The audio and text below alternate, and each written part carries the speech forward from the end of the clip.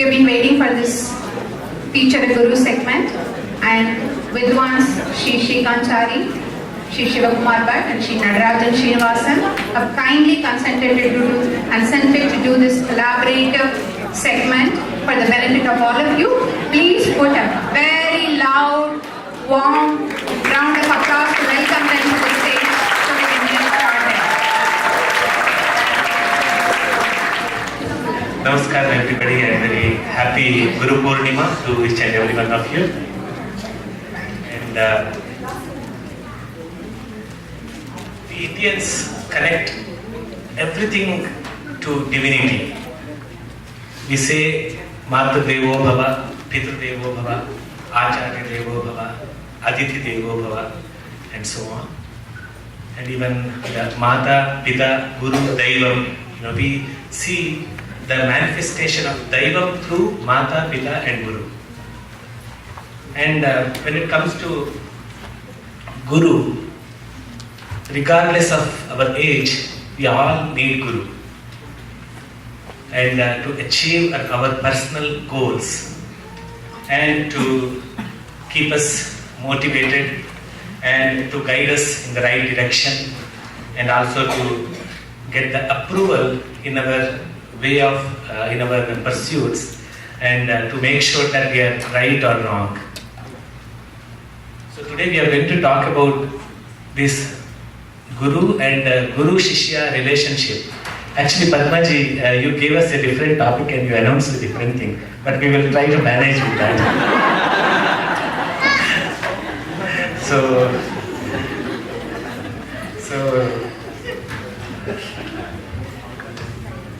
at some point we have been Shishyas, we have been students, and now we are teachers. And we have experienced as Shishyas, and we have experienced as Gurus. And we have experienced both, as Guru and Shishya.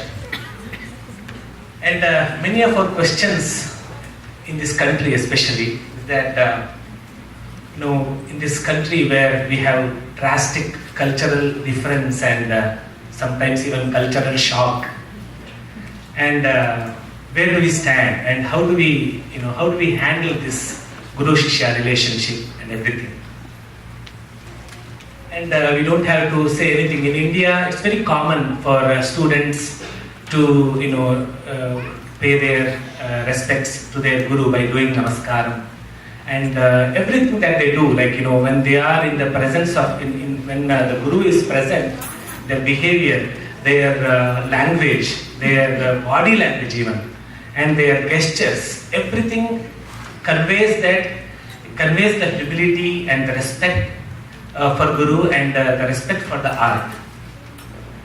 And in here, sometimes we see that some of the things are a little different, and sometimes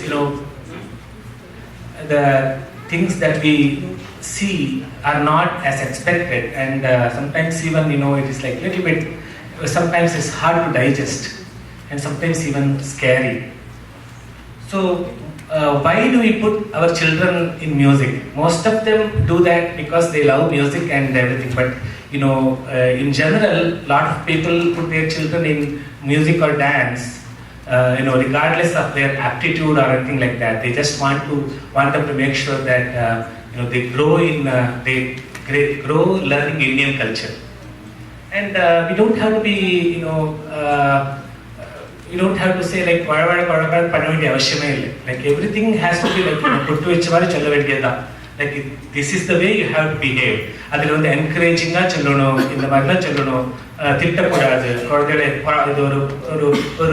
positive we don't care about all those things in our culture.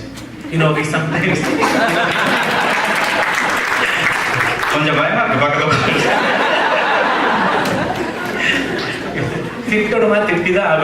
they have to get used to it, and sometimes if they feel insulted, it's okay to be insulted, but they will eventually learn to handle those things. Otherwise, they are never going to learn. They will be always in certain level, and they are always going to think that போயிட்டு இருக்கும் அப்படின்னு. But life is not like that. So they learn to handle different things, in different ways here. So then when saying that, I have to say that even though kids don't like it in their young age, eventually they are going to appreciate it because they make sure that and the correct foundation விழுந்திருக்கு அப்படின்னு சொல்லிட்டு when they grow older, they definitely feel that. I was talking to one of the parents. She was born and brought up here. She learned some dance and music and everything during that time, like probably 35 years ago. And now she has a kid who is 9 years old and she is learning from me. And she was saying that now I feel how important it is to learn a art and how important it is to learn our culture. And when I pass that on to my next generation, to my child, I can feel the importance of that. That's what she said. So this arts is very important, and to teach our culture and our tradition.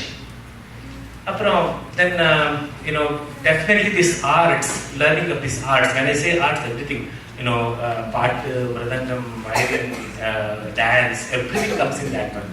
And the children's approach changes when they learn music, when their behavior, they have a graceful approach in everything that they do. And there is always mental sharpness, how they respond to questions, how they behave with a stranger when they see a stranger. Otherwise, in this country, you can see some kids, they don't know how to talk. They cannot talk to anybody other than their parents, their teachers. They have a very, they have a kind of, we feel that it's like an attitude. But they don't know how to respond, how to react to some of the things that's happening around. And definitely arts help them, and they are and most importantly, they are very, very unlikely to get attracted to these addictions and all those things if they learn arts. And these arts come through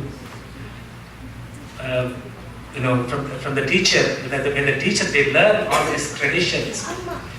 The teacher is the embodiment of all this culture and this tradition and everything. That's why we owe bhakti, we owe Guru Bhakti to the teacher. And from now on, I will give it to Natarajan. Namaskaram. So I think when Shivkumar was speaking, we can smell the filter coffee and Margari Bhajane and the Gurukula Vasam. I think from how it used to be in the tradition of Gurukula Vasam learning to the challenges and realities of today's contemporary life, right? Things have changed tremendously, right? We have the internet, we have a globally distributed community, we have millions of hours of recorded music, and all of us have to juggle many, many, many things. Most of us teachers are actually doing it on the side. We have a day job, and which sometimes continues into the night and weekends. And all of you kids as well have many, many things to juggle. So, with the challenges and realities of today, we have to take some systems and methods from the more modern academic Western system, in my opinion. I think we have to lean on the structure of an academic system to help us learn more effectively. Because we don't have the continuous mode of learning that Gurukula Vasam enabled, right? So students in the Gurukula Vasam days could learn by just observing, by doing, by living with the music, living the music, right? None of that is possible in today's world. So gurus have a lot of expectations that all of you kids approach your music the same level of discipline and dedication and rigorousness and consistency that you adopt when you go to school for your school coursework.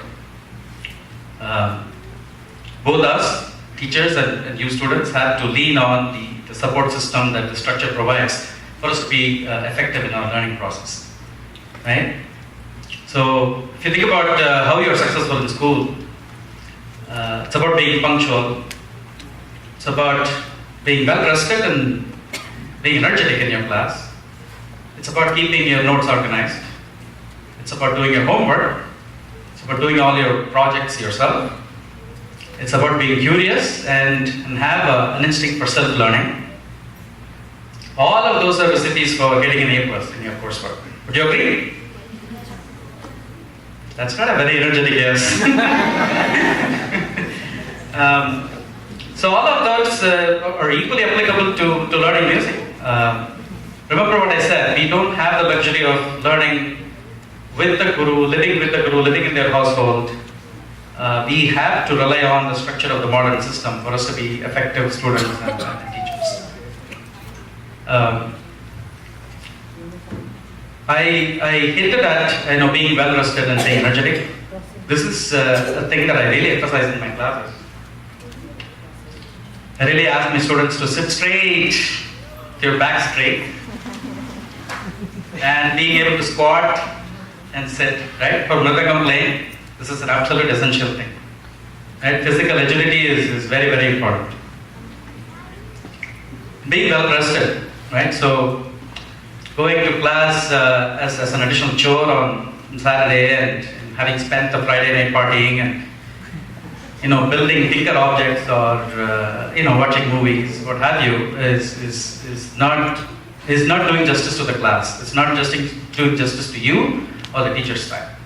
So you have to really be present, be energetic in the class.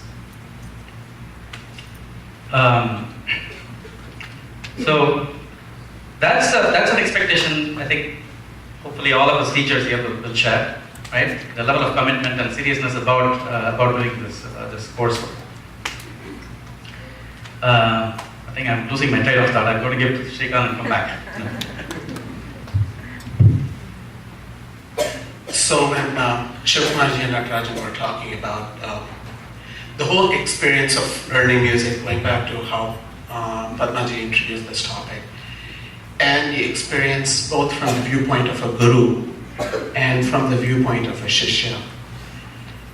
From the viewpoint of a guru, and I'd like to kind of reach out to the parents over here who enrolled their children in a music class. And I'm not sure how many of you actually thought this move out completely before you did it.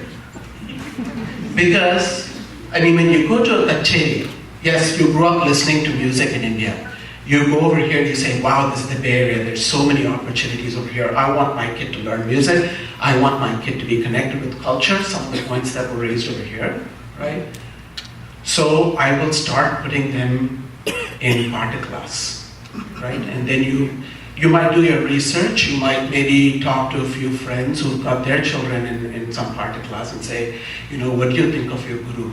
You might go listen to some of the concerts, you might listen to some of the students' concerts, which are all very logical steps, right? And then you have a conversation with your potential guru. And do you truly understand what you're in for when you enroll your child in a music class?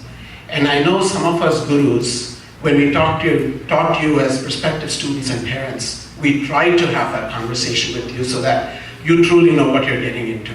And I think it goes into the whole meaning of what it means to be a shishya in this art.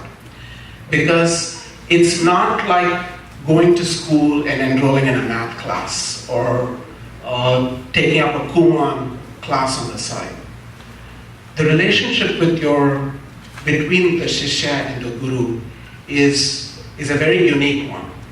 And as gurus, I think as Shivkumar said, we grew up in an environment where we were shishyas and we looked up to our gurus. And we had a very, very special relationship with our gurus. And when we reach out to our shishyas, it is that same relationship that we're offering, right? So what exactly is it that we're offering? And do you know, as parents of children, what exactly you're getting and what you're signing up for, right? The time commitment is one thing, true. You need dedication in this art, right? You need, as was referred to, you need respect for the art, you need respect for the guru. But looking beyond all that, what you're actually signing up for is another parent in your child's life. Right? Because as gurus, we look at each one of our Shishyas as our children. And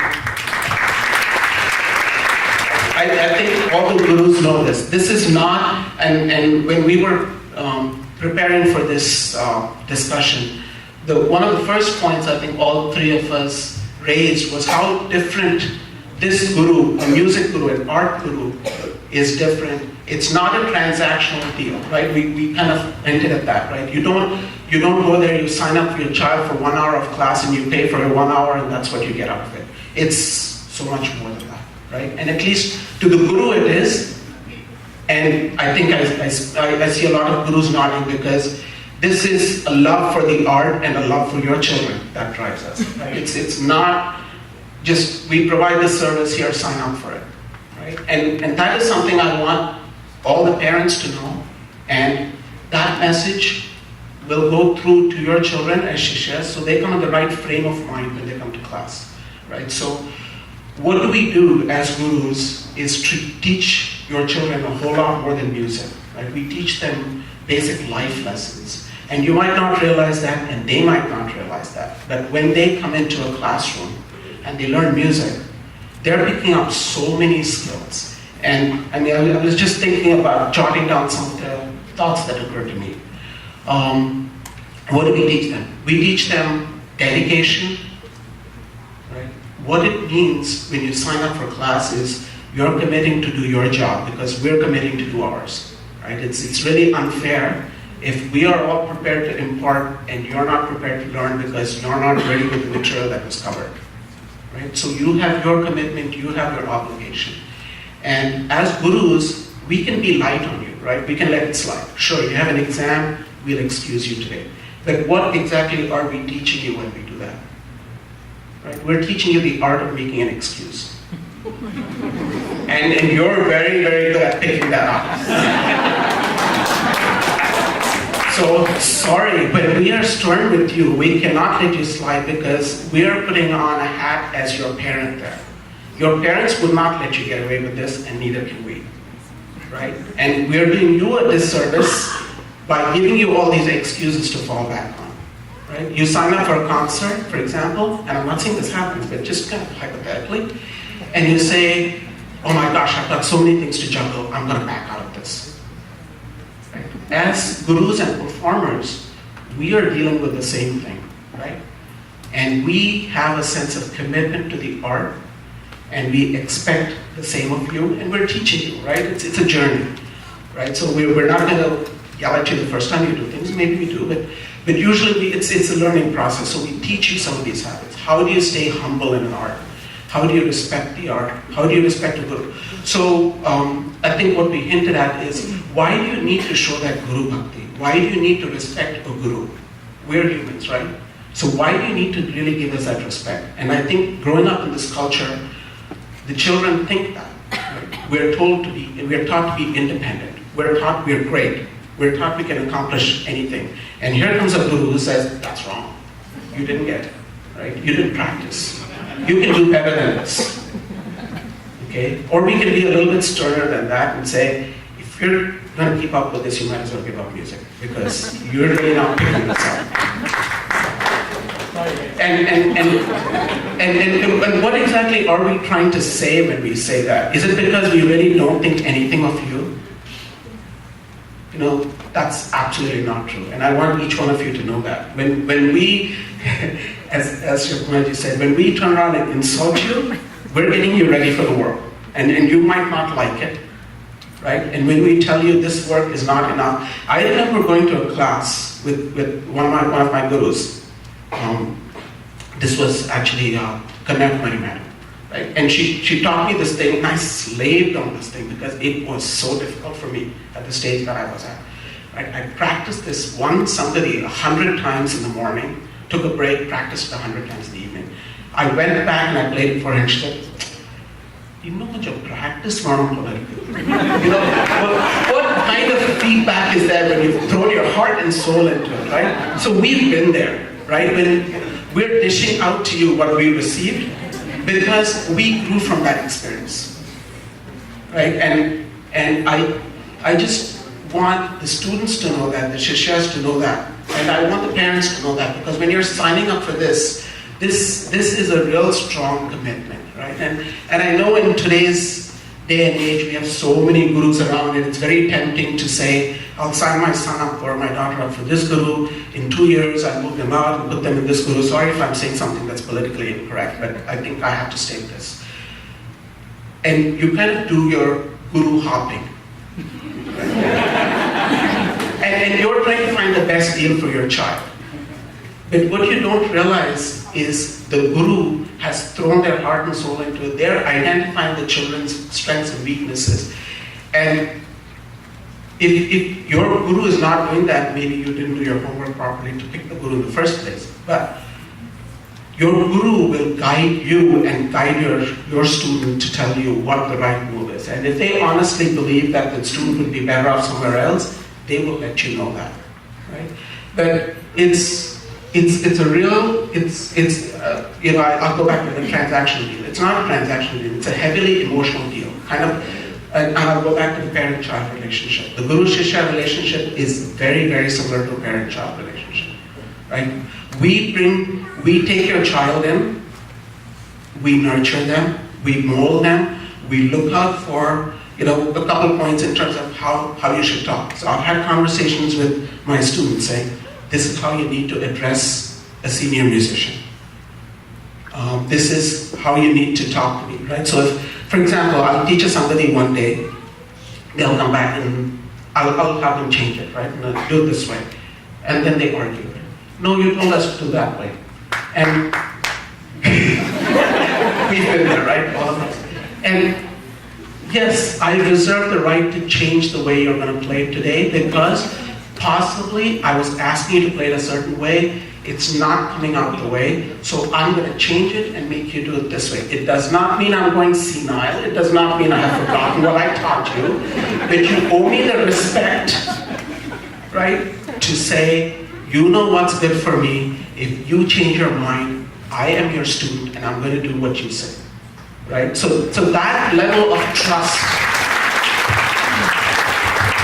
and that comes with the trust, right? I mean, when a parent says something, of course, everybody argues against the parent. And I'm sorry, I can get distracted and say that's yet another, that's another aside, because sometimes we do more than just music and life lessons, right? We kind of help the child through whatever it is that they're going through that maybe they don't want to talk to their parents about. Yes, we've had those conversations with you, Guru and Shishya as well. So parents, this is kind of a free reach out to parents. If you're honestly having issues, sometimes reaching out to the Guru and saying, can you kind of find out what's going on over there? And sometimes we might have better luck, right? Because they might suddenly open up to us, because they may not think of us as a parental figure, even though we are, and they may tell us, oh, I'm going through this, I'm having a hard time with this class, or I'm having a hard time with my friends, and we talk them through situations like that as well. So it's, I know I've kind of rambled on a little bit. Natarajan, you said you might want to come back and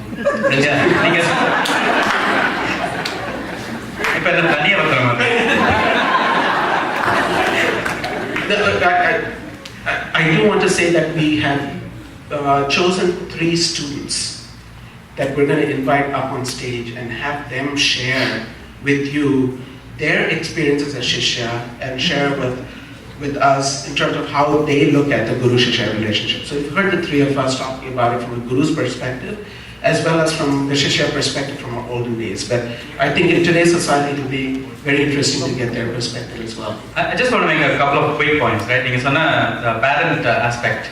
So just as parents, none of us teachers are partial at all in offering and sharing what we want to share. But that said, that commitment, that spark, that passion that you can show will really build the relationship that we have, right? And that relationship will make the learning more effective. The more robust the conversation that we have is, the more effective the learning is going to be. It's not as if they're going to stop, teaching something to any of you, but you'll have to really make it more effective by participating in it as well. The other thing is that while I was doing some preparation for this, I ran into this book called, I think the title goes, Learning, Teaching and Musical Identity, Voices Across Cultures. The name of the author is Lucy Green. Lucy Green. Green is the last name, Green. I would recommend this book. I think it's chapter 7 that talks about Guru-Shishya relationship in Carnatic music. So please read this up if you can. Thank you. Okay, we'd like to call upon Gaurav, Kavya, and Akshay to join us up on stage, please.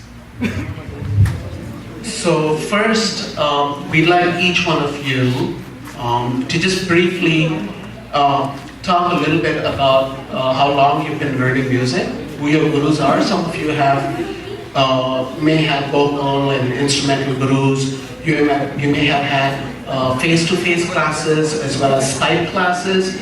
So maybe you can just briefly introduce how long you've been learning a little bit, and then follow that up with maybe your initial thoughts on why you enrolled in music classes in the first place. Kavya, do you want to go first?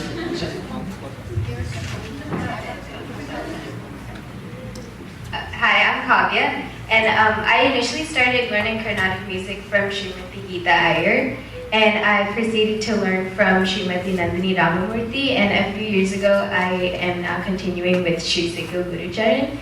And I started learning Carnatic music when I was 5 because my mom put me in classes, and the reason why I've continued this is because it's just become a part of my life through these years.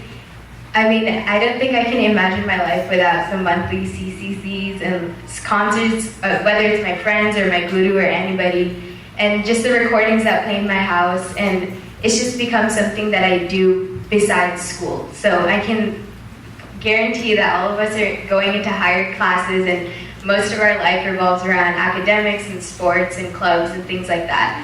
But I think music is the only thing I can say right now, whether it's Veena or vocal, that I can use as a way to take my mind off of whatever is going on at school or anything else. There's no strict assignments besides learning for a class, which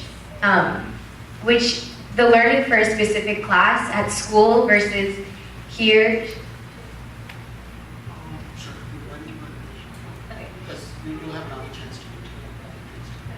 So I think the main thing is Carnatic music is just an ongoing thing versus at school where it just be like one grade after the next. Just yeah, that's my initial thought.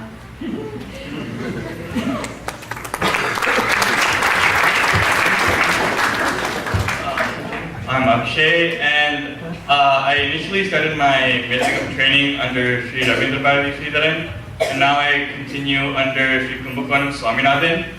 I started my Vedangam at the age of 6, I think, in like 1st grade. I started because I went to a concert and I saw people play, and I was like, I want to do that. But I didn't really know like a lot about it. So my parents were like, at least you'll get some cultural knowledge on Indian culture and stuff. So they put me in Vedangam classes. Eventually, I started using Vedangam as more like time for myself instead of like doing it for my parents or for anyone else. So what I think about Vedangam is like whenever I pick it up, I don't think about like whatever tests I have tomorrow or whatever projects I have to do like the next week. The only thing I'm thinking about is what nade I'm playing, and am I playing it well, and am I and does this nade sound good, and how should I improve on whatever chord way I'm playing in order to play it better and be able to play it on stage. So instead of, it's kind of like a step away from reality for a couple of minutes just playing the Vedangam, and it's just time for myself, without worries, without any pressure, that I can just enjoy whatever I'm doing. So that's why I continue to learn music. Hi, I'm Gaurav. So I started Carnatic when I was, I think, in 3rd grade. I started learning from Ajay Nambudri, Shri Ajay Nambudri. So what happened was, my mom, like, she wanted me to try Carnatic music. She wanted me to have some extracurricular activities. She enrolled me in Skype classes. So at first it was really, like, I was kind of scared at first, and I wasn't sure what to do.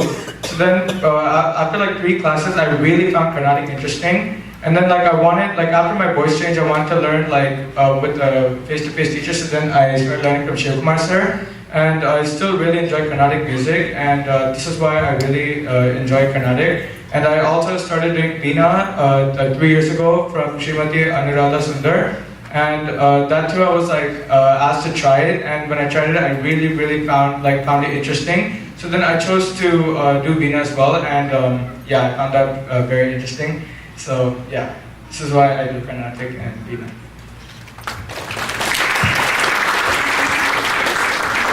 So here's the next question for all of you. How do you perceive the relationship that you have with your gurus? You can speak to your experiences about that.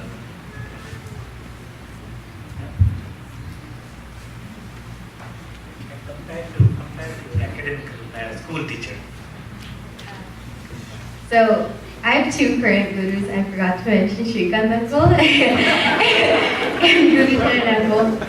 And I think with both of them, I have more of a friendship than like a student-teacher relationship. So at first, with Srikanth Uncle and Guru-Shishya Uncle, it was kind of scary because I didn't know what would fly in class and what wouldn't, and what would happen if I didn't practice or something like that.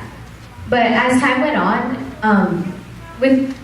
it's just, I feel comfortable talking about things that have to do with music as well as things that are going on outside of school, like Uncle had mentioned. And they both know the things that I'm good at and the things that I'm bad at. And they both tend to elaborate on the things that I'm not as good at to make me better in those areas. And with school, I think that you have, especially in high school, you have like 6 or 7 teachers for 1 hour a day. And within your 4 years of teaching, they have like thousands of kids. And those teachers help you progress from one grade to another. So going from regular class to an AP class, and you usually don't talk to them again. But with these teachers, they see your progress from when you're like 5 to like 15, and they see how you've grown. And I think that's a very important aspect of learning Carnatic music, because that helps develop a much more special and important relationship with them.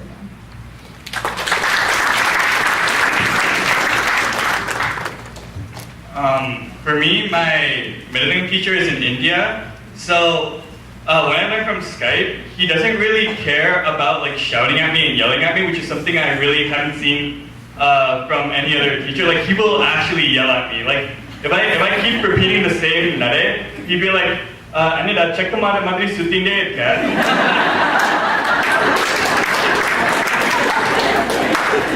He will, and like at the beginning, I was like extremely worried because I was like, I don't know how I can take this, because no one at school, no one has ever shouted at me except for like my parents, maybe. Like that.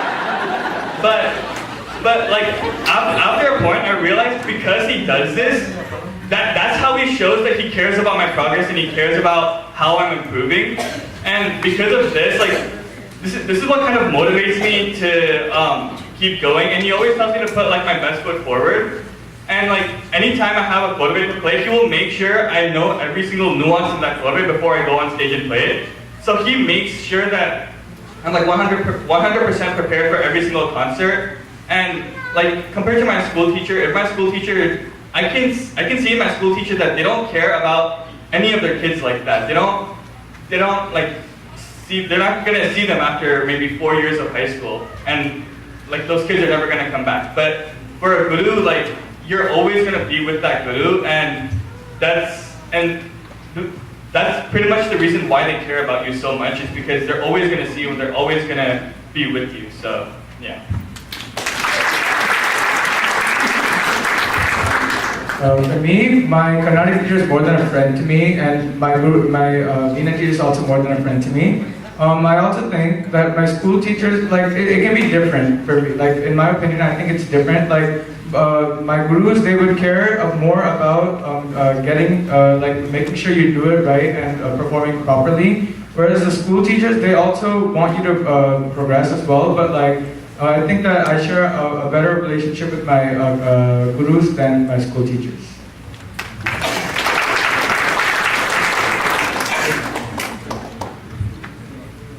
So Gaurav, and Akshay. As we talked earlier, it's just the same thing. No, we do this as a very important part of our cultural growth, and when we see this music and everything, we remember our roots back in India and everything that we do. So that's why it's very important that we follow some of the traditions rather than just being, it's not friendly. It's not a friendly relationship. First of all, it's not going to be like a democratic. It's like not like it's not like it's a dictatorship. Teacher will dictate. You have to do this. So it is just like with the parents, some of the things are allowed. You yell at your parents. You show your disagreement. Sometimes you can express any of your feelings. But with Guru, you have to be very careful. Some of the gestures or some of the arguments can get you out of the Guru-Shishya relationship permanently. To be honest, some of the things are not allowed at all with gurus. So that's one of the things, and it's very important. We cannot say that this is in the country this is how the kids are here. No, it's not like that. They have to follow certain rules, and it's not like it's okay. It's okay. We will not be left with anything. In our culture. So it's very important that we follow certain traditions when dealing with the Guru, and I hope all the kids they appreciate, and I want to say one secret. The Gurus here, they really put a lot of hard work for their kids compared to. Sure. It was there in actually I shortened it now. How to sit in front of a guru, that's also very important. You cannot be too casual, sitting like this, sitting, a kalam. This is very, it's not allowed in front of guru. Okay, and those are the things very, very important. Padmaji just brought that into my attention. And you should always look at your guru. You should always have a eye contact with the guru. It's not at all allowed. It's very important. Eye contact is very important. And the guru that student should be looking at the guru. Otherwise the guru will lose the mood to teach. Okay. So it's not meant to personally to anybody, but just I'm saying this, and hope and just one plea to parents as well. The aspect about getting your kids really well rested and really be present for the classes, and reinforcing the method that they need to pay attention to the homework and all the practice plans that have been sent to them. I think that will really help reinforce the relationship. So, thank you. Teachers here, they put a lot of hard work. Our teachers, there are a lot of gurus here. I'm sure they all agree with me. We did not work this hard with our students. They did not work this hard with us when we were learning. But we had enough time. We had certain we had few years. There is no hurry. There is no you have to finish it by high school. There was no pressure like that. So here, we make sure that we work hard enough to make sure that they get on stage, they do this, they get to perform, and they start manodharmam at this point, and we follow certain protocols, some of the things that to make sure that the kids are in right path. So with that, I'm going to finish, and thank you for this opportunity, and Maji and Srikanth. Thank you very much.